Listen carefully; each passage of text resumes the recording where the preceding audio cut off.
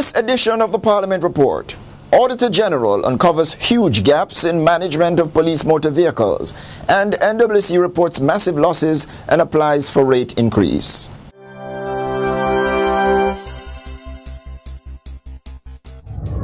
Auditor General Pamela Monroe-Ellis has uncovered gaping holes and a severe lack of accountability in how repairs have been carried out on police motor vehicles. This has been revealed in a performance audit of the management of the force's fleet for the period 2007 to 2011. In a report tabled in Parliament on November 27, Monroe-Ellis said the Jamaica Constabulary Force, the JCF, incurred costs to repair vehicles reported to have been disposed of. She said her department found that during 2010, the force paid a job worker nearly $1 million to repair 13 vehicles. However, 7 of the vehicles, which were purportedly repaired at a cost of a little more than $500,000, were reported as being disposed of for between 5 and 15 months prior to the dates of repair. The disposal document presented indicated that 6 of these vehicles were scrapped and 1 damaged. The Auditor General's Department, the AGD, said the force was unable to provide documents to indicate that these vehicles were returned to the active fleet. However, scrutiny of the job cards revealed that repairs undertaken to these vehicles involved repairs to engine, wheel bearings, crankshaft, connecting rods, CV joints and brakes. The AGD noted that the job cards prepared at the garage's checkpoint indicated that these vehicles entered the premises.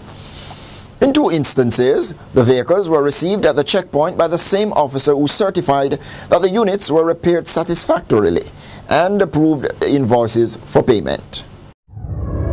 And a comparison of the Jamaica Constabulary Force's master inventory record with the Tax Administration Jamaica database has revealed 17 vehicles with the same engine and/or chassis number. The Auditor General's Department said the vehicles were registered in the names of private individuals and institutions.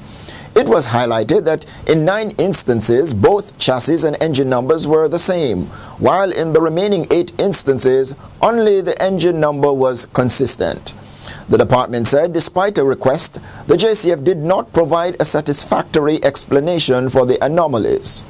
This formed part of the AGD's performance audit of the management of police motor vehicles.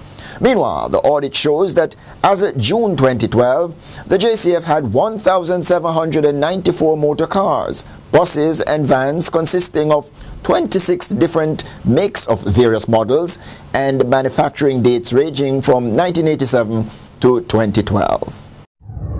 The National Water Commission is planning to apply for a rate increase as it reports losses amounting to $2.1 billion as of October 2012. At the same time, the Commission says it is collecting only 32% revenue from water piped to local customers. The NWC had projected losses totaling $631 million as at October 2012 for the current financial year.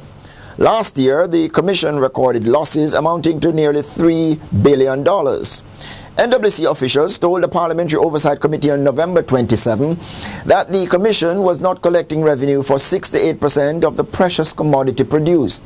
Vice President of Engineering at the NWC, Garth Jackson, told a sitting of Parliament's Public Administration and Appropriations Committee that 34% of the water produced was lost to leakage.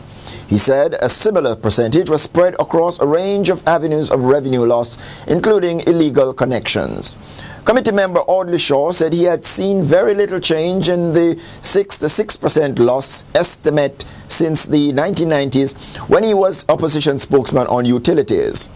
Shaw said that at that time the NWC was not collecting revenue for 68% of water produced. And finally, in the Parliament report, with cash flow problems facing the Port Authority of Jamaica, the state-owned agency is seeking a government guarantee to allow it to refinance a maturing loan. A downturn in the shipping industry brought on by the prolonged global recession has significantly impacted the revenue flow of the company. Finance Minister Dr. Peter Phillips sought approval from the House of Representatives for the loan guarantee in the sum of US $20.1 million. He said the facility negotiated with the Bank of Nova Scotia will replace existing loans for which government guarantees are already in place. Phillips told his fellow lawmakers that the authority, which has containerized shipping as its main business, has been struggling to navigate the storms being caused by the global economic downturn. This has been another edition of the Parliament Report. Join us next time when we provide more highlights from parliamentary activities in Gordon House. I'm Edmund Campbell, wishing you God's blessings.